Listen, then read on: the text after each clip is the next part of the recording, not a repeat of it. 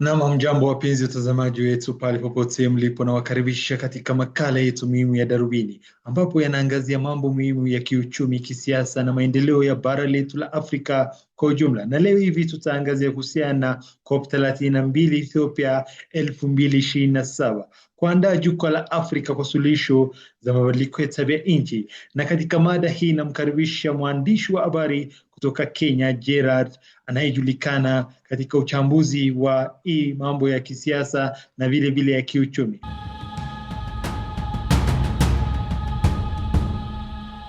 Hebu ujitambulishe kwa wapenzi watazamaji wetu. Kwa majina ni Gerard kutoka Kenya. Nimekuwa Ethiopia mara yangu ya kwanza.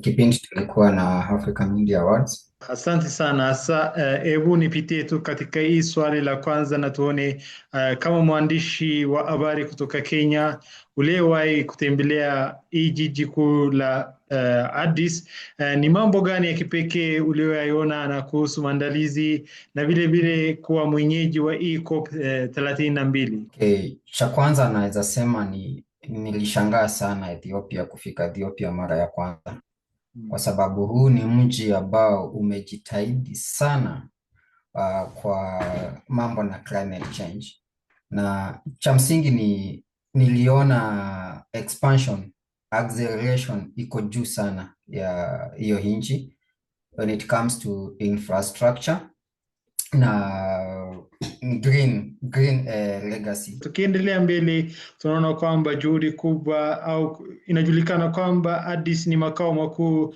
ya Umoja wa Afrika, na vile vile Addis inawezaji kuandaa mkutano ambapo ina wageni zaidi ya 60,000 ambapo wanakadiriwa kuungana na hiyo mkutano ya dunia. Na hebu uzoefu wako katika maandalizi kama hii, unahitaji nini? Unaweza sema? Cha kwanza Ethiopia, Addis Ababa. Acha niongelee kuhusu Addis Ababa. Huo mji wa Addis Ababa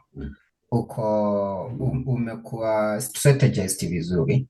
Ukiangalia kutoka kwa airport na kuja hapa kwa the town center, si mbali, ni karibu sana.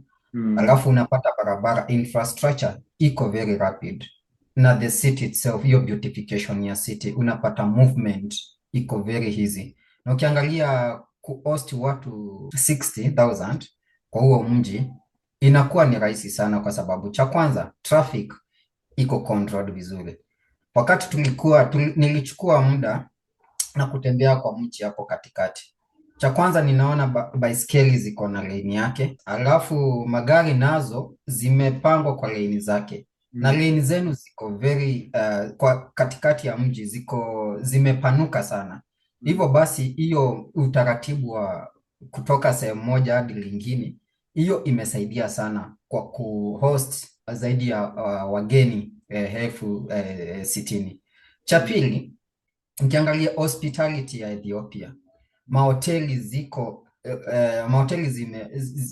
ziko kubwa sana. From the airport to the hotels that we were staying at Skylight Hotel. And Skylight Hotel is one of the biggest hotels I've ever seen even in Kenya. It's very big, and it hosted a lot of people, and I could not hear any complaint about the hospitality of Ethiopia. So ini kumaanisha Ethiopia inajitahidi sana when it comes to hospitality, na the rapid construction of Addis Ababa, it's extreme, and it is capable of even hosting major and more major events come to the future. Ndio, asante sana. Sasa hebu kama vile nilivyokuwa nikisema tu, ukilinganisha na matokeo makubwa yaliyowahi kufanyika Kenya, unaonaje maandalizi ya Ethiopia katika kiwango cha kimataifa? Hasa inakumbuka kwamba katika hii mwaka wa 2018 kama kalenda ya Ethiopia kulikuwa na mkutano au jukwaa mingi sana ya kimataifa iliweza kufanyika hapa Ethiopia. Unaonaje hii kiwango ya kimataifa kuwa inafanyika katika hii bara letu la Afrika? Cha kwanza kuna kitu moja nimenotice na Ethiopia. Ethiopia, they are trying to amplify the Pan-African media platform. Unajua Afrika imekuwa na uko sifa za huko nje hazijakuwa ni sifa nzuri. Wanasema Afrika kuko na maskini sana, Africa it's not growing, Africa is like everything bad is associated with Africa.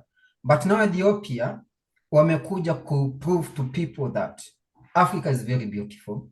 Africa is the best home of everybody. Yaani mtu yeyote angetaka kuishi mahali hakuna uchafu ni Ethiopia.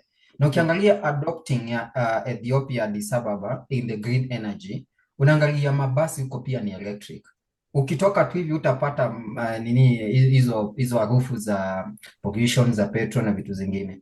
Napata their buses are electric and they are doing amazing job. So mimi upande wa media wana amplify sana Pan African media, na pia wao wenyewe wametake action to prove that kitu yenye inasema pale nje sio kweli, ila ile kitu inafanyika hapa Afrika na sana asoa Addis Ababa ni cha ukweli.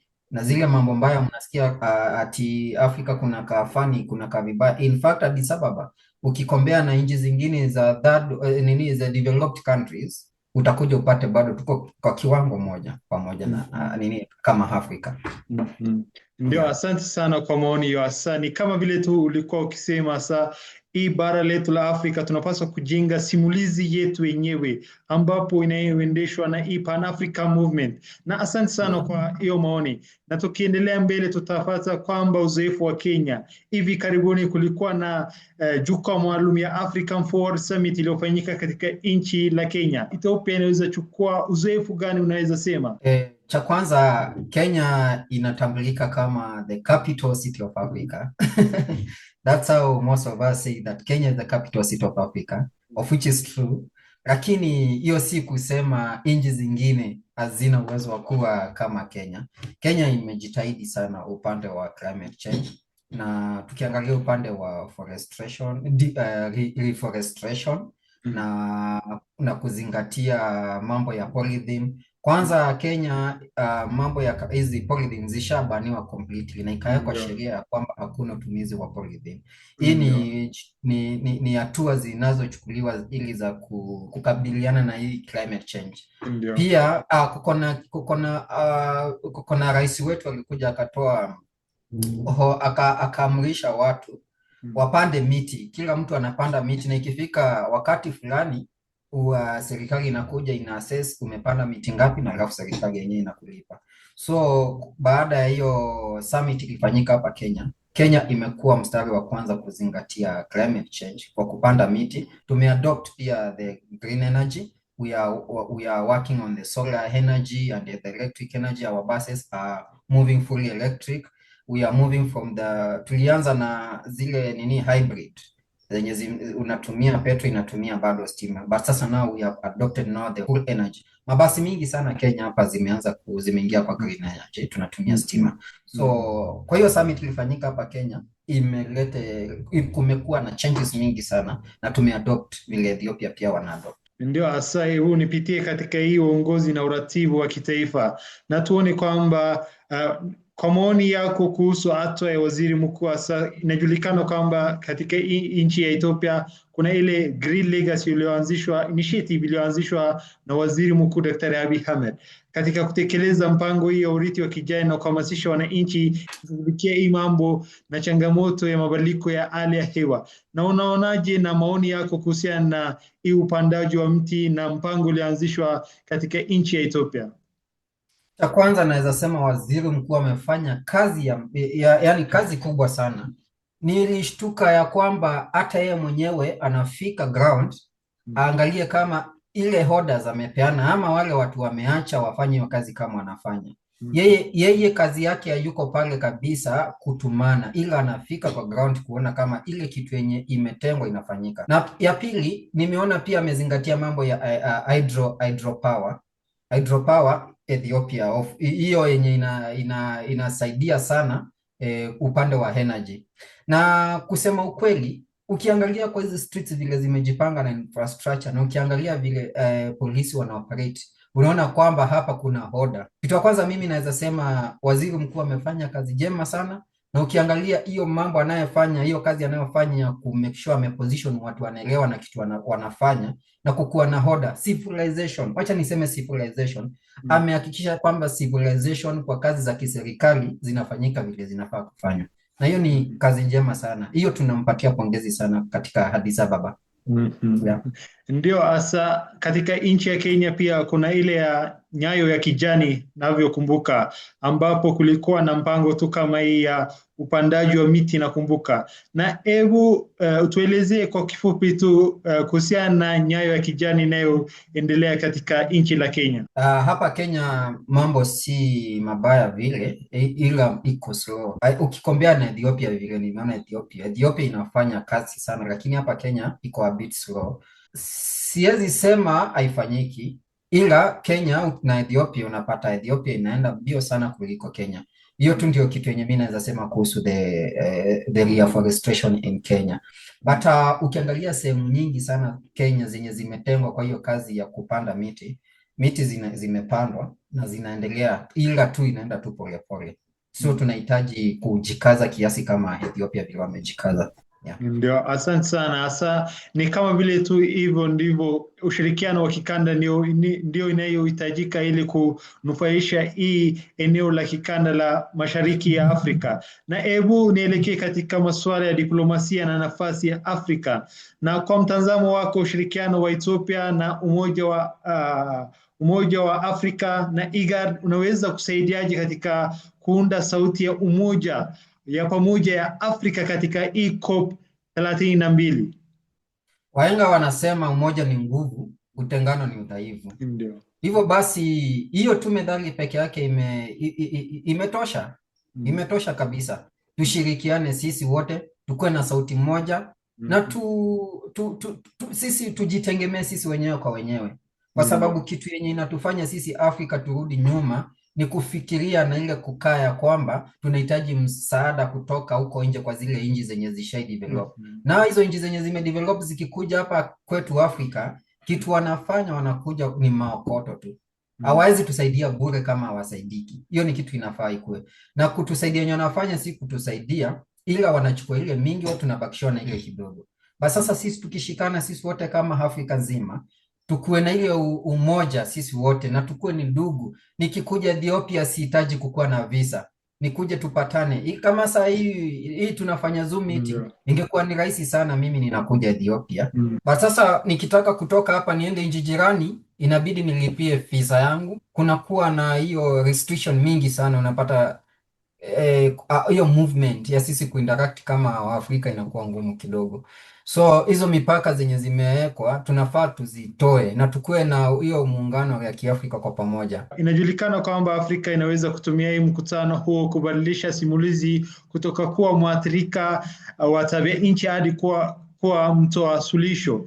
Na kuna ile msemo unavyojulikana kwamba nchi zilizoendelea ndio wanavyochafua hii mazingira ya dunia yetu, na inajulikana kwamba hii bara la Afrika ndivyo wanavyoathirika sana hii mabadiliko ya tabia nchi. Na hebu kwa maoni yako, hii mkutano wa COP 32 bara la Afrika itakuwa na nafasi gani kuwa na suluhisho bora? Cha kwanza, before wakuwe na hiyo mkutano, wanafaa wao pia wenyewe wakuwa wamejiita mkutano, wajiulize mbona wananchi wanaishi na kuteseka kwa sababu ya zile vitu zinafanyika hapa Afrika. Cha kwanza, ukiangalia zile nchi zenye ziko na vita hapa Kenya ni kwa sababu ya madini. Na ukiangalia nchi zenye ziko na madini kwa wingi ndizo zimearidhika sana. Saa hii as we speak right now, South Africa kuna mzozo unaendelea. South Africa wameambia Wakongo mrudi kwenu. Wameambia Nigerians mrudi kwenu, muende mkafanye nini? Mkatengeneze kwenu, mtoke huko. Na hii inaletwa na nini? Inaletwa na invasion. Like watu wameinvade kwa nchi zetu na wanakuja kutugawa kimsingi kulingana na vile tumekuwa tukiishi. Tumekuwa tukiishi vizuri na umoja, lakini wakifika hapa tu wao wenyewe hao wageni ndio wanakuja wanaanza kutuleta, wanatupiganisha, kwa sababu ile kupigana yetu sisi kama Waafrika inawapatia nafasi bora ya kukuja hapa kama peacekeepers, lakini wanataka kuenda na mali zetu. Hiyo ndio shida yenye iko before ya hizo mikutano zifanyike. Wakae chini wajiulize hizi shida zinaletwa na nini. Utakuja upate sisi wenyewe tuko na hizo minerals zikiwa raw materials, tunazi-export sisi wenyewe, tunazipeleka zikiwa raw materials, tunazipeleka zinaenda zinakuwa processed, alafu zikishakuwa processed ndio tunaletewa tena, tunauziwa kwa bei iko juu, na imetoka hapa kwetu hapa Afrika. Wao viongozi wakiketi chini na wakuwe na hiyo mkutano yenye hiyo summit, wakuja waseme hivi, badala ya kuchukua hizi minerals zikiwa raw, wacha zikuwe processed hapa kwetu Afrika, ziexportiwe hapa kwetu Afrika, alafu sasa tuziexport. Tuache kupeana raw materials zetu zinaenda nje, tunakuja kuuziwa. Na tuelekee tu katika hii mazingira na hii ya Green Legacy na tuone. Na unalitamini vipi Green Legacy Initiative kama mfano suluhisho la Afrika kwa changamoto za tabia nchi? Ni civilization tu. Wacha niseme civilization ndio tunahitaji. Hiyo imetosha tu. Civilization imetosha. Wewe kama wewe mwananchi na unajua ukichukua karatasi ukitupa hapa nje hapo chini unaharibu mazingira. Wewe usingoje serikali kuja iweke sheria ndio ifanye. Wewe mwenyewe kuwa civilized kama mwananchi. Ufanye kitu inafaa before hata sheria ziwekwe. Civilization ndio kila kitu. Na hebu asa tuelekee katika maswali yanayofuata na tuone kwamba je, juhudi za upandaji miti na nishati jadidifu na uhifadhi wa maji zinaweza kuvutia uwekezaji wa kimataifa? Zinaweza kuvutia, lakini ndio ifanyike vizuri, mwananchi anafaa kuwa ameelimishwa. Juu kuna wananchi hawaelewi na mambo ya climate change. Wao wanaona tu mvua yetu imekuwa ikinyesha Januari, ingine inakuja inanyesha mwezi wa 4 na ingine Disemba. Wao wamejipanga hivyo. Lakini kidogo kidogo kunakuja ile wakati wanangojea mvua nyeshe, kunakuja ukame. Wanashangaa, unajua zile mila sasa za kitambo, mila wanasema kimila, unajua Afrika wanakuwa na kimila kwa sana. Wanasema sisi ni kama tumekosea wale mababu zetu, tunafaa tufanye mambo 2 3 ndio mvua inye. Lakini wanasahau ni kuwa ni change. So wanafaa kwanza waelimishwe, wajue kuna kitu inaitwa climate change. Amba tu wananchi wenyewe wanafaa kukuwa empowered. Mwananchi hata toka hapa aende akapande miti pale na yeye mwenyewe ako na njaa. Hata toka pale aende kusaidia serikali administrate climate change na yeye mwenyewe yuko njaa. Serikali inafaa kukaa kwa kila nchi, zikae chini zione ni sawa tunataka climate change. Lakini hawa wananchi wetu tutawa encourage aje, nini tutawafanyia ndio wakuwe encouraged kulete change. Na nimeangalia mali yote, mali miti zinapandwa na mali hiyo hatua imechukuliwa ya mitigate the climate change. Nchi imeanza kupanuka na tourists wameanza kukuja, sababu most of the tourists huwa wanapenda kwenda kuenjoy. Tourist huwa anapenda kwanza kwenda mahali anakuwa entertained, anakuwa informed na anakuwa educated.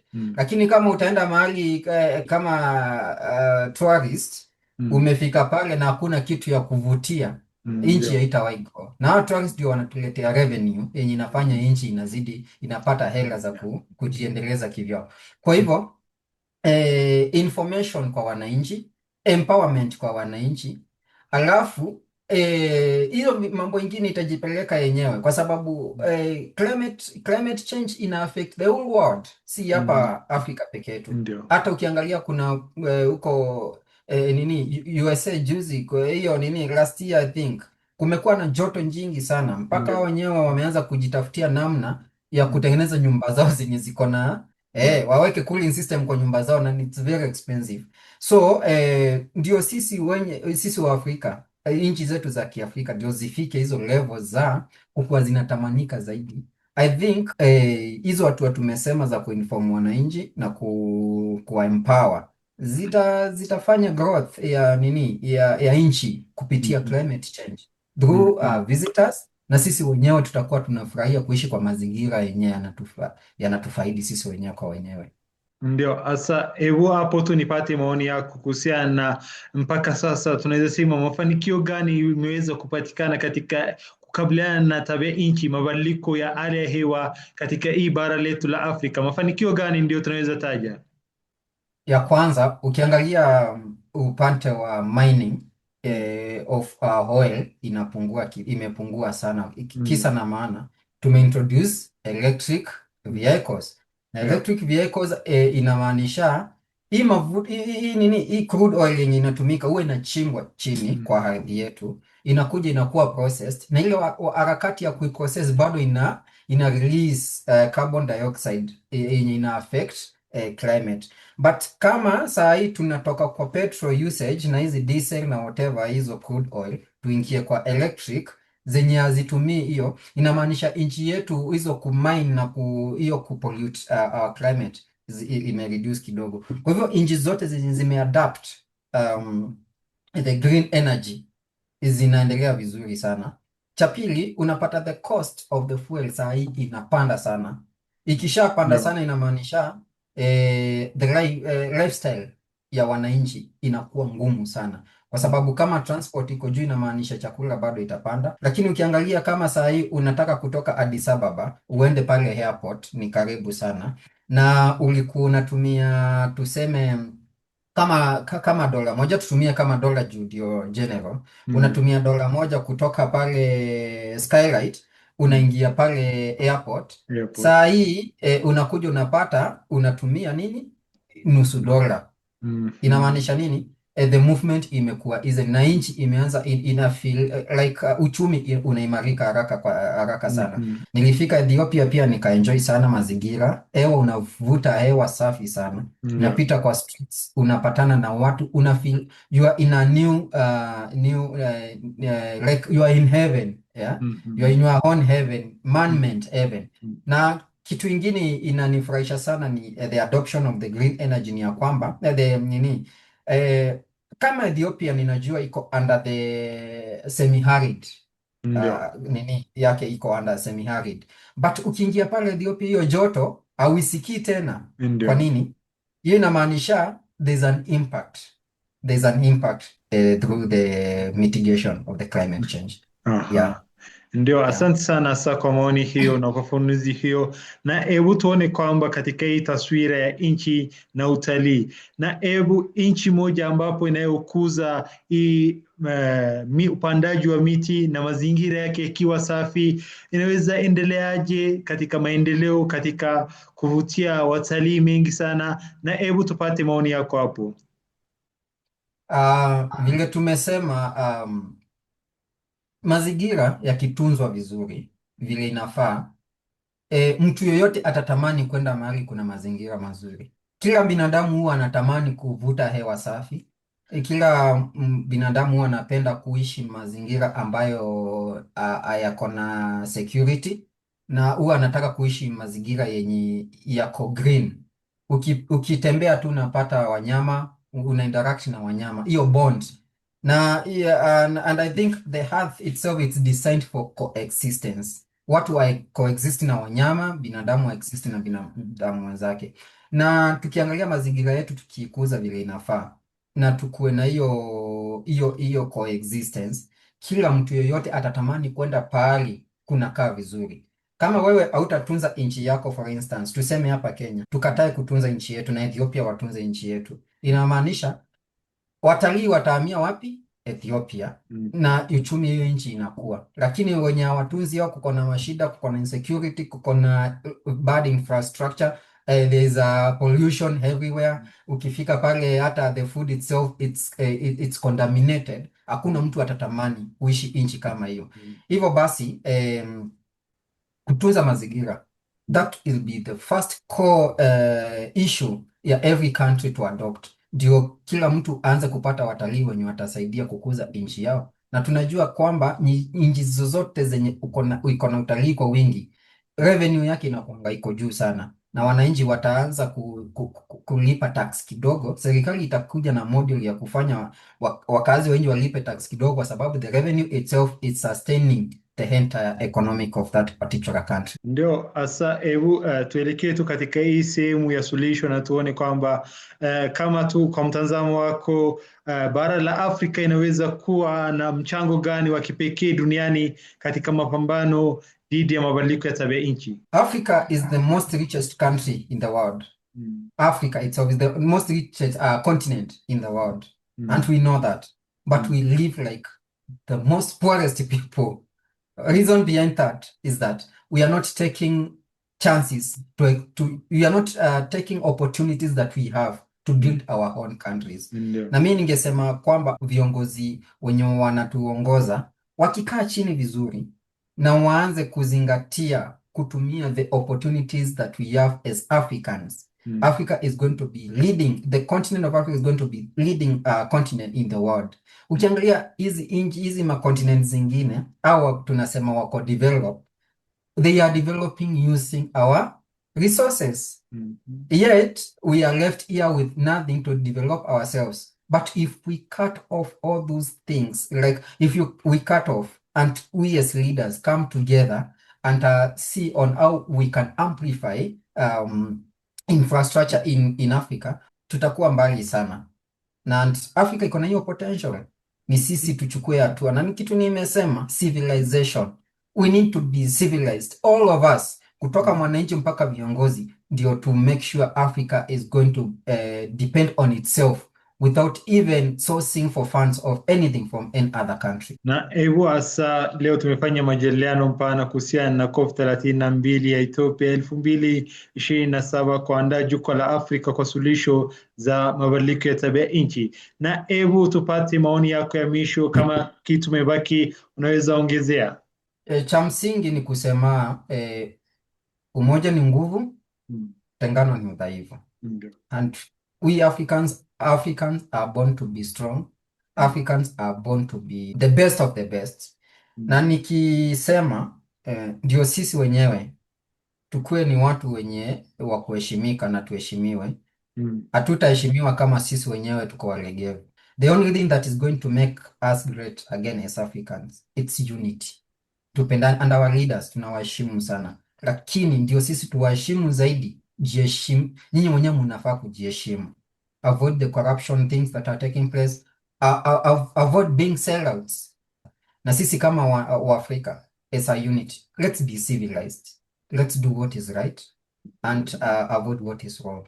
Na tutaenda mbali sana. Yeah. Ndio, Gerald, asante sana kwa muda wako. Ya, shukran sana Emmanuel. Sawa, asante sana na uzidi na kazi jema. Na wapenzi watazamaji wetu, makala maalum tulioandalia kwa siku ya leo ni hayo. Tunawatakia jioni njema na muendelee kutazama OBN Horn of Africa, idhaa ya Kiswahili. Asanteni sana, shukran.